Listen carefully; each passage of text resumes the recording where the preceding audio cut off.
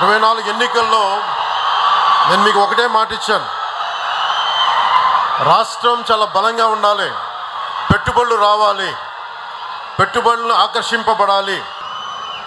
అలా రావాలి అంటే ఒక దార్శనికత ఉన్న నాయకుడు కావాలి. నేను మీ అందరికీ అభిమానమైన వ్యక్తిని కావచ్చు, కానీ నాకు అంత అనుభవం లేదు. పెట్టుబడులు తీసుకొచ్చే అనుభవం ఉన్న వ్యక్తి కావాలి మనకి.